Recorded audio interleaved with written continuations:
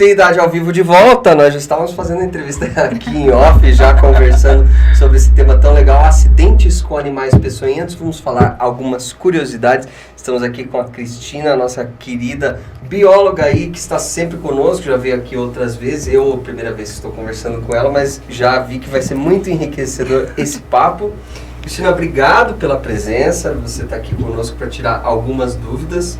Vamos começar falando sobre as aranhas, né? Eu e a Estela estávamos mostrando hoje no começo do programa um videozinho específico aí sobre uma moça que cria aranhas e viralizou nas redes sociais. Então, primeiro tira essa dúvida pra mim. Aranhas não são insetos, que era o que você estava falando antes. A gente já estava tomando bronca aqui, que aranha não é inseto. Então, bom dia, obrigado pelo convite. Mais uma vez estamos aí conversando. E hoje sobre animais peçonhentos. Eu acho que eu nunca conversei com vocês a respeito disso. Sempre outros assuntos também relacionados, né, a animais, mas hoje exclusivamente de animais peçonhentos. Aranhas não são insetos, então um bom entendedor, quando ouve que um inseto como aranha, você retorce. Não, inseto é inseto, aranha é aranha. Então são classes bem diferentes de animais. Existem animais de importância médica, insetos, animais de importância médica, aracnídeos, as aranhas, né? Então são bem diferentes.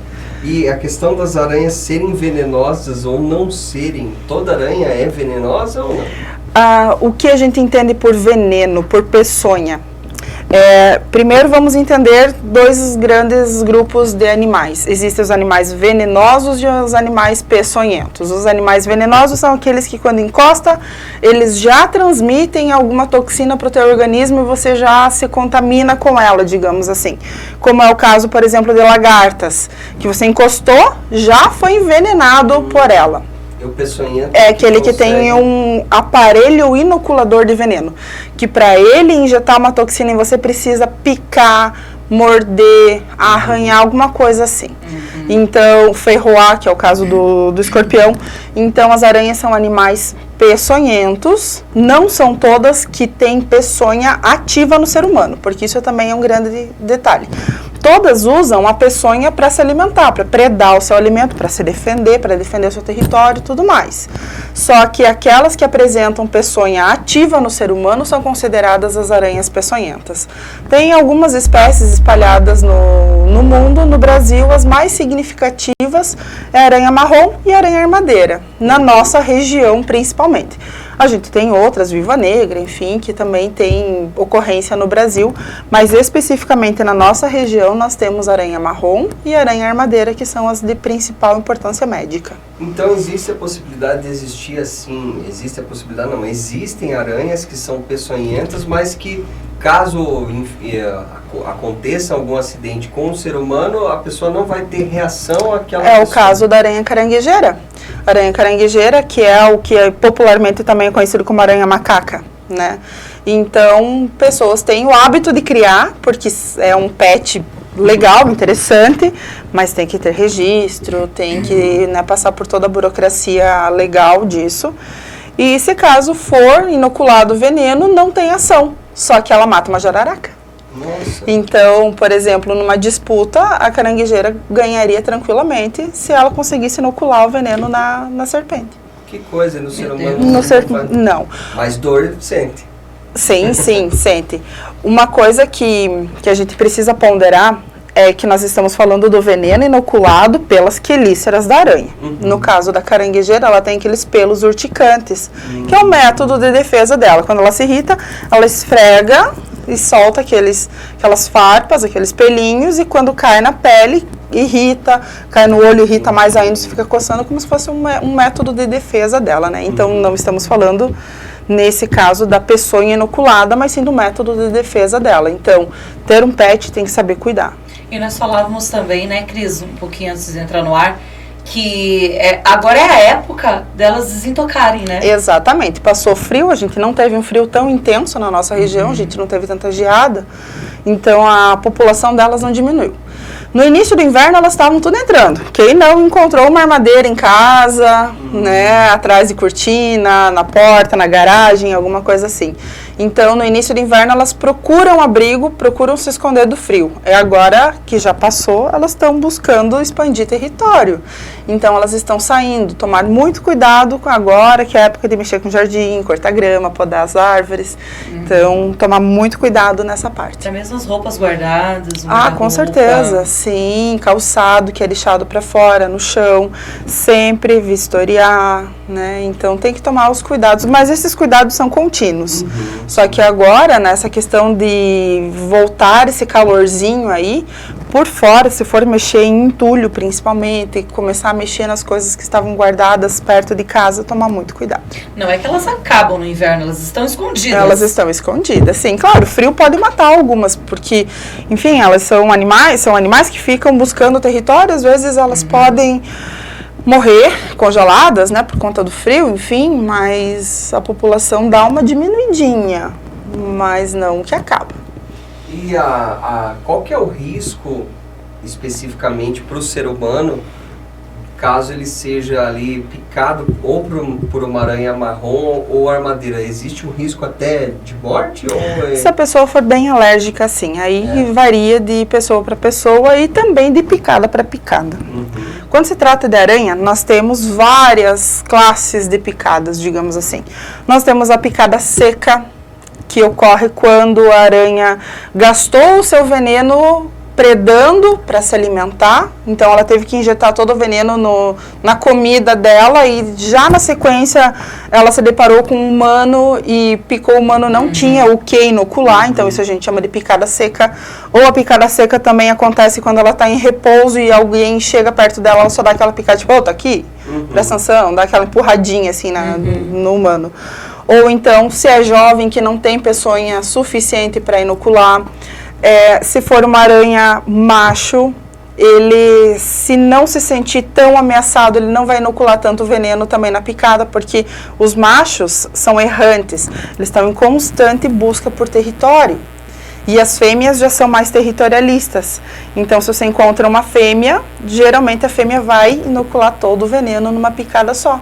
Porque ela conhece o território dela, ela sabe quais são os problemas. Então, se você vai até ela, ela vai inocular todo o veneno. Então, tem várias possibilidades de. Aí as reações também, de acordo são com diversas, pessoa. Exatamente. Eu consigo identificar pela picada, se eu eventualmente estou mexendo numa roupa que está guardada no guarda-roupa, senti que fui picado por uma aranha, mas não vi aranha. Dá para identificar. Existem variações nas reações da aranha armadeira e da aranha marrom. Vamos focar somente nessas duas, que são as duas de importância médica, né? A aranha marrom tem um anestésico na picada, então você não sente a picada dela. Então, dá para sentir talvez um beliscão, mas que você ignora. Você só vai sentir depois de 6, 12, 24 horas, quando já começa a formar um halo em volta da picada. E a aranha pica, não morde, tá? Então, ela não tem dente para morder, ela vai picar porque ela tem as presas, né? Então, ela, depois de 12, 18 horas, começa a formar um halo, começa a formar uma feridinha com uma bolhazinha, né? Então, isso é característico da aranha marrom, que daí começa a incomodar, enfebrar e tudo mais. Já a aranha armadeira é característico, é uma dor latejante, intensa, incha na hora. E é uma dor absurda, porque realmente a aranha armadeira ela é muito mais agressiva do que a aranha marrom. Então, quando existe o acidente com a aranha armadeira, geralmente é que realmente ela estava muito brava e ela foi mesmo para cima. E a aranha armadeira, ela tem conhecimento do poder do veneno dela, ela não foge. Todas as outras, se você bater o pé, ela foge de você, até mesmo a marrom. Elas são medrosas, elas se afugentam com a nossa presença. E a aranha armadeira não. Ela conhece que ela é agressiva, ela tem potencial, ela se arma e ela vem pra cima. Caramba. Ela não se joga 1 metro, 2, 3, como as donas de casa acham, né? Que fazem aquele escândalo. Não, não precisa. O máximo que ela consegue saltar é 40 centímetros, 30 centímetros. Mas ela salta? Salta. Mas não 3 metros, como dizem. O sangue de Cristo tem poder. Ela salta. A aranha armadeira, ela se arma para saltar. Miséria. Pense. Tem alguma coisa, Cris, que a gente possa, tem algum inseticida que a gente possa já começar a borrifar dentro de casa? Alguma coisa que a gente consiga... No travesseiro. Além né, ó, já vou puxar a orelha da Estela. Inseticida é para inseto. Pois é. Então, nós temos que pensar em alguma coisa para combater além de inseto. Então, tem alguns venenos que são autorizados pela Anvisa que podem ser utilizados, que são os sprays. Né? Então, tem que ver se tem lá o selozinho da Anvisa. E aquele lá é autorizado, é aprovado e tudo mais. Todos os outros não indico, porque pode ter criança que pode se intoxicar. Criança, principalmente, que está em fase de início de caminhar, que vai pegando nos móveis, daí passa coisa na boca. Então, é muito fácil dela sofrer intoxicação. Pessoas idosas também, que às vezes ficam também se segurando para caminhar, também às vezes pode acabar consumindo. E também sistema respiratório mais fragilizado também, né? Então, por isso que tem que ser aqueles realmente autorizados com o selo da Anvisa, tudo certinho. Naturalmente, aí é natural, né? A gente não indica, ameniza, mas não é o salvador da pátria. Isso tem que ficar bem claro. O que a gente faz natural em casa é somente um paliativo. Nada melhor do que limpeza. Então, limpinho, tudo limpinho, organizado. Tem algumas regrinhas dentro de casa que a gente pode também executar para evitar acidentes, como é o caso de não deixar a cama encostada na parede, deixar só a cabeceira da cama encostada na parede, principalmente se for com cortina, que daí cortina é rampa para subir bicho, né? E se tem cortina, tem janela próximo, primeiro lugar que o bicho vai é na cama se ele entrar pela janela. Né? A questão de criar o hábito de não deixar sapato jogado no chão, roupa jogada no chão. Então, isso também evita um monte, essa questão de acidentes. Lavanderia geralmente deixa a roupa no chão para no outro dia só juntar, abraçado aquele monte de roupa e jogar na máquina, no tanque. Certeza que elas vão estar ali embrulhadinhas. Porta do guarda-roupa aberta. Porta do guarda-roupa aberta, sim. É uma questão de hábito. Depois que você entende que você precisa respeitar o ambiente deles e saber como eles se comportam, tua vida também fica legal. Porque você, além de ficar organizado, higiênico, você evita esse tipo de acidente também. Fora de casa, não deixa nada encostado nas paredes. Se tiver que armazenar entulho, se tiver que armazenar restos de construção, sempre o mais longe possível da casa. Vamos falar um pouquinho sobre as serpentes agora, que eu acho que é também um tema bem importante. Eu acho que, não sei, você vai poder dizer com mais propriedade, serpente também não é cobra, né? Não tem uma diferenciação assim de cobra e serpente? Nas nomenclaturas somente. Isso, serpente. Então mentiram pra mim em algum momento da minha vida. Mas o que eu devo fazer caso eu me depare com uma serpente? Assim, tô limpando quintal, imagino que não deve ser tão comum em áreas urbanas elas aparecerem, mas pode acontecer, né? Sim, pode acontecer. Pode acontecer se, por exemplo, você tiver um vizinho caminhoneiro que pode vir junto com alguma carga dele, alguma coisa assim.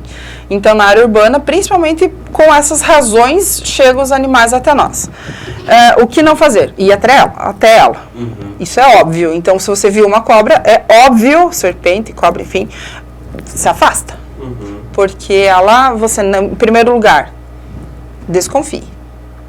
Desconfie que ela é peçonhenta. Então, e ela também pode estar somente enrolada dormindo ou enrolada para dar o bote. Nossa. Então, fica na tua, se afasta, avalia a situação. O ideal é chamar bombeiro, é chamar a polícia ambiental para fazer a retirada do animal com vida na tua propriedade e ser levado para um local adequado, uma área de mata, uma área natural para ele, né? Porque a gente precisa respeitar, assim como nós invadimos o ambiente deles, eles também podem invadir o nosso. Então, não matem. Né? Claro que se estiver colocando a tua vida em risco, óbvio que você vai matar, né? Vamos dizer que sofreu um acidente. É uma questão de controle. Calma, você não vai morrer instantaneamente com a ação do veneno. O que você tem que fazer? Se manter calmo, se hidratar, Se for em membro, por exemplo, mão, pé, perna, braço, tentar elevar acima do nível do coração, da cabeça, água e médico. Se possível, levar a cobra junto para saber identificar, para ganhar o soro específico e tudo mais. Essa né? é uma pergunta que eu faço. Vou tirar uma selfie com ela. Ela foi essa querida aqui. Pode, né? sim, Com sim. frequência eu me pergunto sobre isso. A gente tem que levar o animal, ou enfim, tirar uma foto do animal para que seja identificado no hospital. Isso facilita muito o serviço do profissional da saúde que recebeu o caso. Então, mas caso eu não consiga, ou o profissional da saúde, enfim, existem exames, ou enfim, alguma coisa nesse sentido, que consiga identificar qual é aquela peçonha para que eu receba o Pela soro? característica do que o paciente está manifestando. Uhum. Então, tem uma dor latejante? Tem. Tá com dor? Não. Tem isso? Tem. Tem isso? Não. Então, assim, a gente vai fazendo, vai fechando o diagnóstico. Caso não seja possível fazer isso, tem o soro geral, que é um pouquinho de cada um, que algum vai funcionar, né? Não, mas era essa a minha dúvida. Porque eu sempre me perguntava, gente, tem que ter um soro para cada picada? Não, existe já então um soro geral? Sim, tem o soro geral. E até mesmo tem algumas picadas de aranha e ferroadas de escorpião que podem manifestar os mesmos sintomas. Por isso que tem até soros associados de aranha e escorpião, caso você também não consiga identificar qual é. Então tem já várias formas da gente conseguir prevenir o desenvolvimento das lesões causadas por animais peçonhentos no teu organismo. Maravilha, Cris, eu acho que foi bem enriquecedor para o pessoal. Nós estamos com pouco tempo, 11h54. Agradeço muito sua presença, certamente você voltará em outros momentos. Certeza. E para seguir nesse assunto, que eu acho que a gente ainda tem muito para explorar, Com certeza. águas vivas, escorpiões, outros assuntos relacionados a isso. Com certeza. Mas, de qualquer forma, assunto para uma tarde toda. Agradeço muito sua presença e em breve, certamente, você estará de novo conosco. Eu que agradeço novamente o convite, é sempre um prazer estar aqui com vocês. E só me chamar que eu venho aí conversar direto com vocês sobre isso e outros bichos também, enfim, tamo aí. Com certeza, convidado então. Muito obrigada. Mary, vamos